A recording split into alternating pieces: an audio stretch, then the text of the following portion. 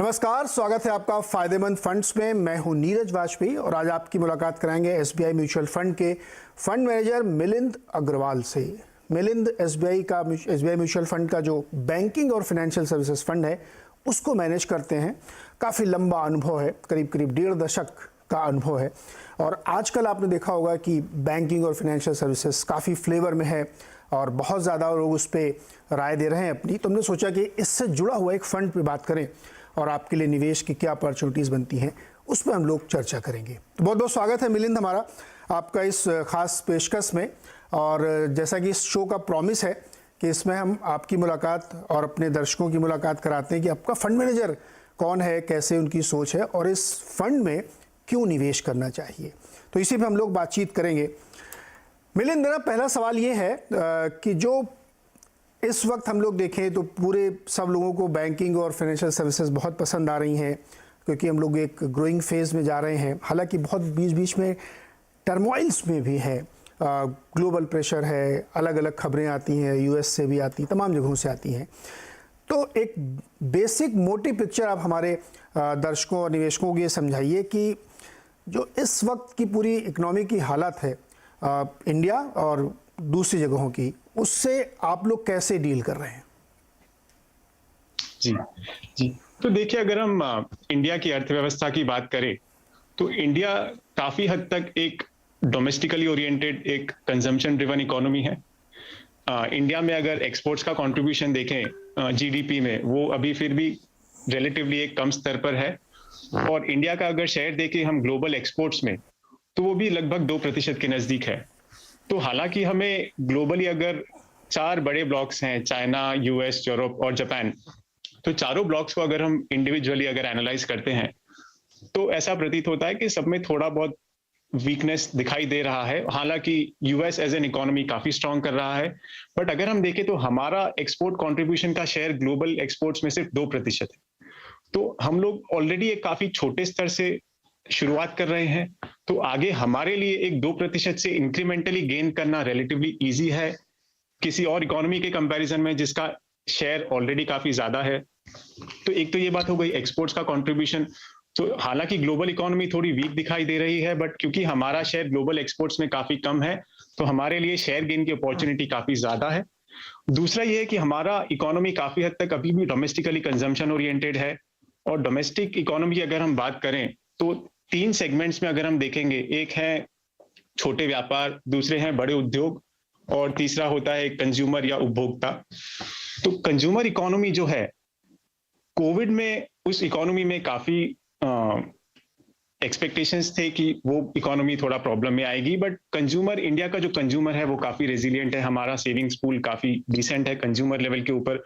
तो consumer economy काफी ठीक कर रही है। अगर आप डिस्क्रिशनरी कंजम्पशन के नंबर्स देखें तो कंज्यूमर इकोनॉमी में हमें प्रॉब्लम नहीं दिखाई दे रही है। Even asset quality point of view से बाउंस रेट जो है, जो ईएमआई डेबिट होते हैं, उसमें जो बाउंस का डेटा है वो अभी काफी अच्छे लेवल्स पर है, जो कोविड से भी बेहतर है।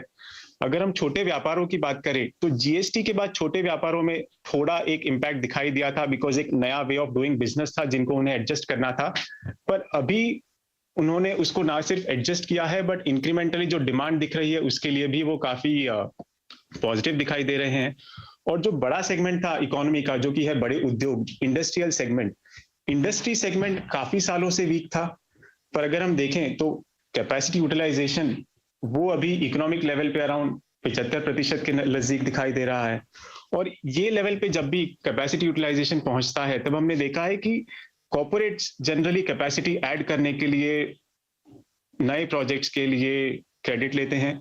और नए प्रोजेक्ट्स क्रेडिट लेने से उसका फुल जेस्टेशन पीरियड अराउंड 2 साल तक का होता है। तो क्योंकि कॉर्पोरेट्स का भी आउटलुक, इकोनॉमिक आउटलुक पॉजिटिव है, तो वो भी नया कैपेसिटी एडिशन के लिए क्रेडिट ले रहे हैं। तो डोमेस्टिक इकोनॉमी का अगर हम तीनों पार्ट्स देखें, एक छोटे व्यापार, एक बड़े उद्योग और तीसरा कंज्यूमर, तीनों हमें रिलेटिवली ठीक ठाक दिखाई दे रहे हैं। इसलिए हमें लगता है कि हालांकि ग्लोबली वीकनेस अगर परसिस्ट करती है थोड़े लंबे समय तक तो उसका इम्पैक्ट इंडिया पर भी डेफिनेटली दिखाई दे सकता है।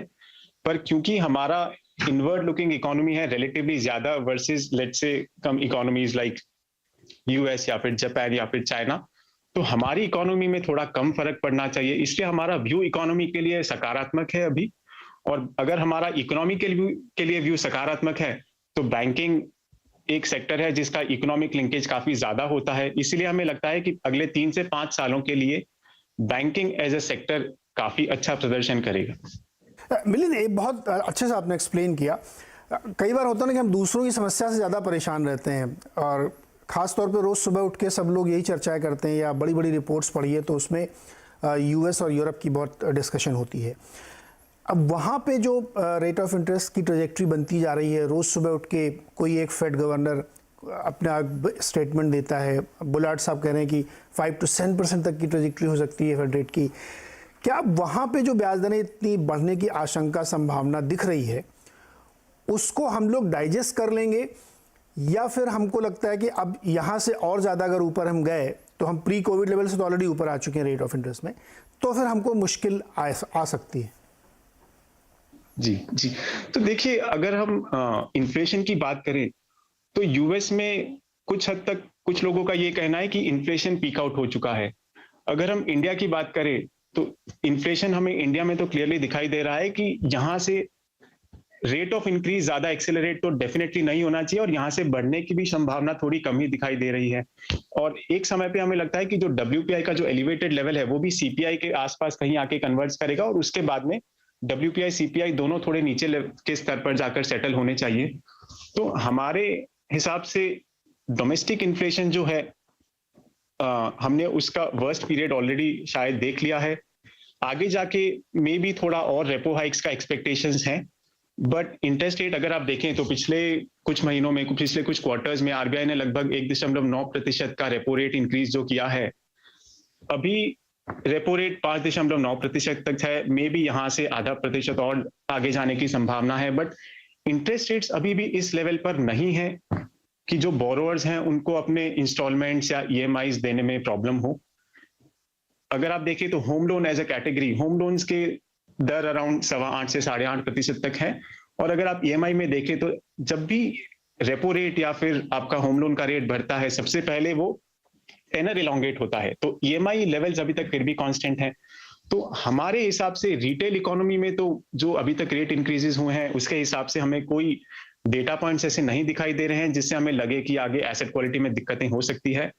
और अगर हम कॉर्पोरेट की बात करें तो कॉर्पोरेट में आई थिंक हम लोग कई बार जो इंटरेस्ट रेट का जो इंपॉर्टेंस है उसको ओवरस्टेट करते हैं, बिकॉज कॉर्पोरेट कभी भी अगर कोई प्रोजेक्ट डालते हैं तो इंटरेस्ट उसमें एक कंपोनेंट है, बट उसमें ज्यादा इंपॉर्टेंट चीज ये है कि उन्हें डिमांड आउटलुक किस तरह का दिखाई दे रहा है।